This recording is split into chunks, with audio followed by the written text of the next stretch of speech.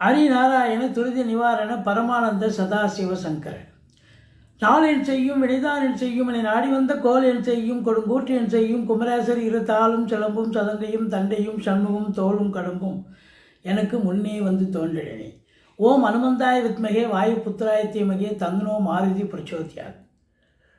பட்டீஸ்வரம் ஸ்ரீ விஷ்ணு துர்க்கையை போற்றி.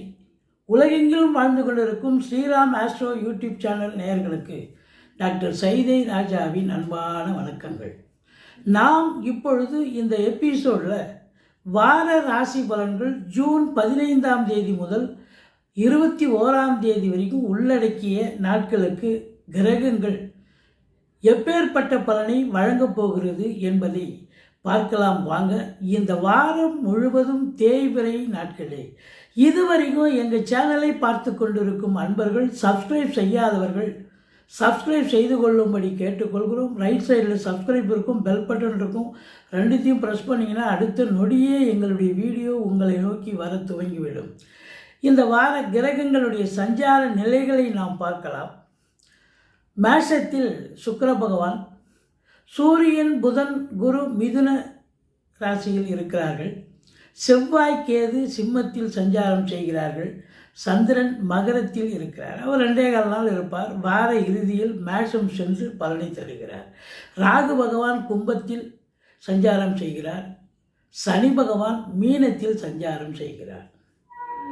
இப்போ கிரகங்களுடைய சஞ்சார நிலைகளை பார்த்தோம்.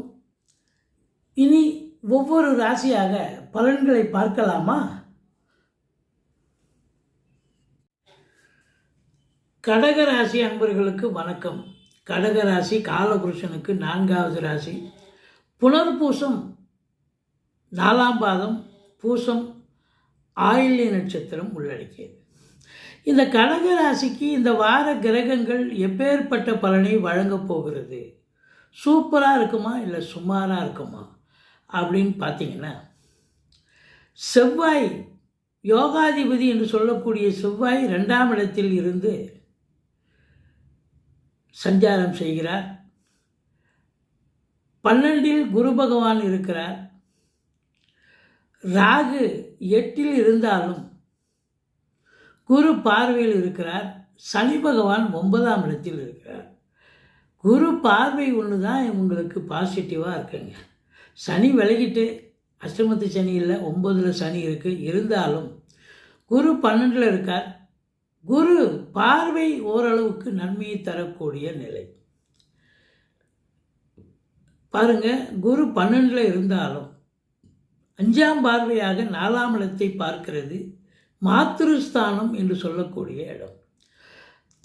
தாய் வழி சொந்தங்களால் அனுகூலம், அசையா சொத்துக்கள் மூலம் ஆதாயம், வண்டி வாகனங்களை வச்சு பொழப்பு நடத்தக்கூடியவர்களுக்கு நல்ல சவாரி கிடைச்சி சம்பாத்தியம் சந்தோஷமாக கிடைக்கக்கூடிய காலம். படிக்கிற பிள்ளைங்க எந்த இதில் கோர்ஸில் சேர்த்து விடணும்னு நினைக்கிறீங்களோ அந்த கோர்ஸ்லேயே சேர்த்து விடுவீங்க. நல்லா படிப்பாங்க, சிறப்பாக படிப்பாங்க. 4ஆம் இடம் சுகஸ்தானம். நீங்களும் சுகவாசியாக இருக்கக்கூடிய ஒரு தருணம் அப்படின்னு சொல்லலாம். மற்றபடி குரு பாருங்க உங்களுக்கு 6ஆம் இடத்தை பார்க்கிறார். எதிரிகள் ஓடி ஒளிவார்கள். கடன் சுமை படிப்படியாக குறையும். கோர்ட்டில் கேஸ் எதாக இருந்தால் சாதகமாக தீர்ப்பு வரும். சொந்த தொழில் செய்யக்கூடிய அன்பர்களுக்கு நம்பிக்கைக்கு பாத்திரமான பணியாளர்கள் கிடைப்பார்கள் அப்படின்னு சொல்லணும். ஓரளவுக்கு வருவாய் தொழில் ரீதியாக வந்தாலும் கூட உங்களுக்கு 2ஆம் இடத்தில் கேது இருப்பதால் கொடுக்கல் வாங்கல் செய்ய வேண்டாம். எச்சரிக்கையோடு இருந்து கொள்ளுங்கள். கொடுத்தா வசூலாவார். 2ல் கேது இருக்குது, அது செவ்வாயும் இருக்குது. அதனால் பேசுவதில் ரொம்ப எச்சரிக்கையாக இருக்கணும்.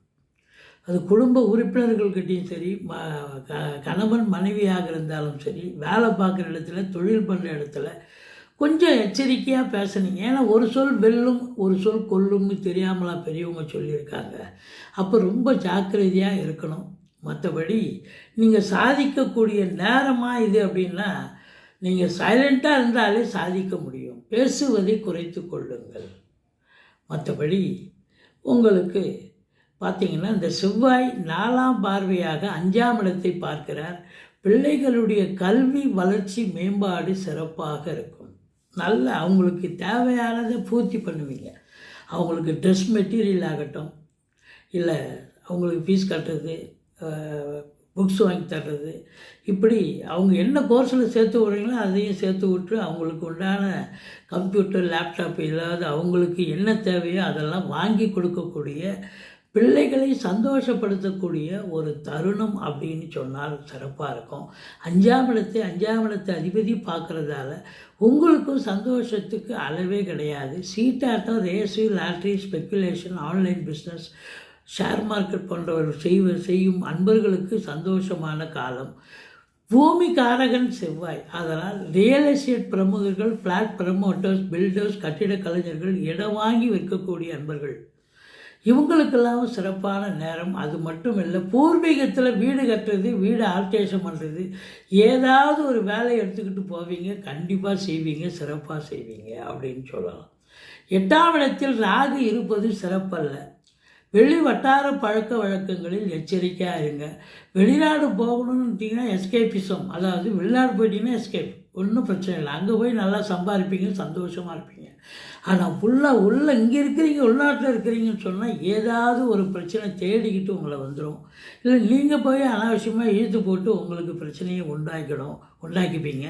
அதனால் அறிமுகம் இல்லாத நபர்களிடையும் சரி, நண்பர்கள்கிட்டையும் சரி, கொடுக்கல் வாங்கல், மற்ற விஷயங்கள், வேலை பார்க்குற இடம், தொழில் பண்ணுற இடம், எச்சரிக்கையாக இருந்து கொள்ளுங்கள். இல்லைன்னா இப்போ குரு பார்க்க கோடி நன்மை, குரு பார்த்து ஒன்றும் எந்த பிரச்சனையும் வராது. இருந்தாலும் 8ஆம் இடத்தில் ராகு இருப்பது எச்சரிக்கை தேவை.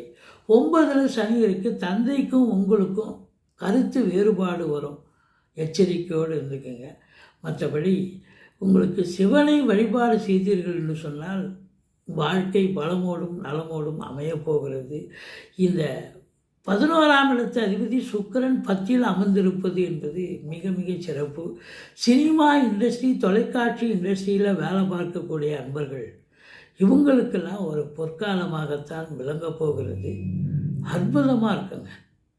வேலை வாய்ப்புகள் கிடைக்கும், தேடி வரும். கண்டிப்பாக நீங்கள் தேடி போனாலும் கிடைக்கும். ஒரு சீரியல் பண்ணிகிட்ருக்கேன் அப்படின்னா இன்னொரு சீரியல் பண்ணவோ, இல்லை ஒரு படம் பண்ணிகிட்ருக்கேன் இன்னொரு படம் பண்ணுறதுக்கோ ஒரு அமைப்புகளும் இருக்குது. ஏற்கனவே செய்த உழைப்பு, அதாவது உழைப்புக்கு ரெகக்னேஷன் கிடைக்கும். ஒரு படம், ஒரு சீரியல் பண்ணியிருக்கீங்க, அது ரெகக்னேஷனும் கிடைக்கக்கூடிய ஒரு அம்சம் அப்படின்னு சொல்லலாம். இருந்தாலும் உங்களுக்கு 11ஆம் இடத்தை சனி பார்ப்பதால் மூத்த சகோதரத்துக்கும் உங்களுக்கும் கருத்து வேறுபாடு வரும். எண்ணிய செயல் ஈடேறுவதில் காலதாமதமாகும். மற்றபடி உங்களுக்கு சூரியன் புதன் இணைந்திருப்பது கல்வி நிறுவனங்கள், கல்விக்கூடங்கள், கல்வியாளர்கள், கல்வி பயிலும் மாணவ செல்வங்கள், இவங்களுக்கெல்லாம் சிறப்பான காலம். அதாவது தந்தையால் செலவினங்கள் ஏற்படும், தாய்மாமன் மற்றும் மைத்துனர் வகையில் செலவினங்கள் ஏற்படும். குரு பகவான் இருக்கார், புத்திரர்களால் செலவினங்கள், அதாவது கல்விக்காக செலவு செய்யக்கூடிய ஒரு நிலை இருக்கும். மற்றபடி பத்திரிகைத்துறை, எழுத்துத்துறை, மீடியாக்களில் பணிபுரியும் அன்பர்கள், நீதித்துறையில் பணியாற்றுபவர்கள், இவங்களுக்கெல்லாம் கூட ஒரு பொற்காலமாகத்தான் அமையப்போகிறது. இந்த செவ்வாய் பகவான் உங்களுக்கு பார்த்தீங்கன்னு சொன்னால் எங்கே பார்க்குறார் அப்படின்னா 7ஆம் பார்வையாக 8ஆம் பார்வையாக 9ஆம் இடத்தையும் பார்ப்பதால் எந்த ஒரு அசிங்கமோ அவமானமோ ஏற்பட்டு விடாது. தந்தையை நீங்கள் பராமரித்து வருவீர்கள், தந்தைகிட்ட அனுசரித்து போவீங்க. மற்றபடி 2ல் கேது இருக்கிறதால கணவன் மனைவி கொஞ்சம் விட்டு கொடுத்து போங்க. சண்டை சச்சரவு, பிரச்சனைகள், பிரிவினை வரக்கூடிய ஒரு நேரம் இந்த கேது பகவான் கெடுத்துருவார்.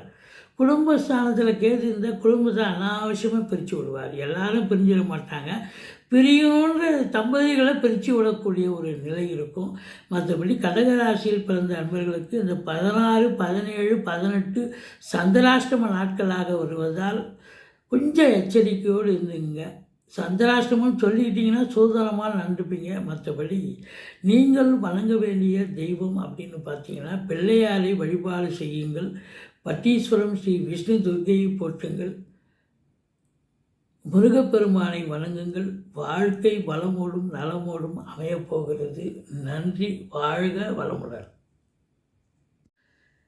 இதுவரைக்கும் எங்கள் சேனலை பார்த்து கொண்டிருக்கும் அன்பர்கள், எங்களுடைய சேனல், அதாவது எங்கள் வீடியோ பிடித்திருக்கும் பட்சத்தில் நண்பர்களுக்கும் உறவினர்களுக்கோ இல்லை தெரிஞ்சவர்களுக்கோ நீங்கள் இது ஷேர் பண்ணுங்கள், சப்ஸ்கிரைப் பண்ணுங்கள்.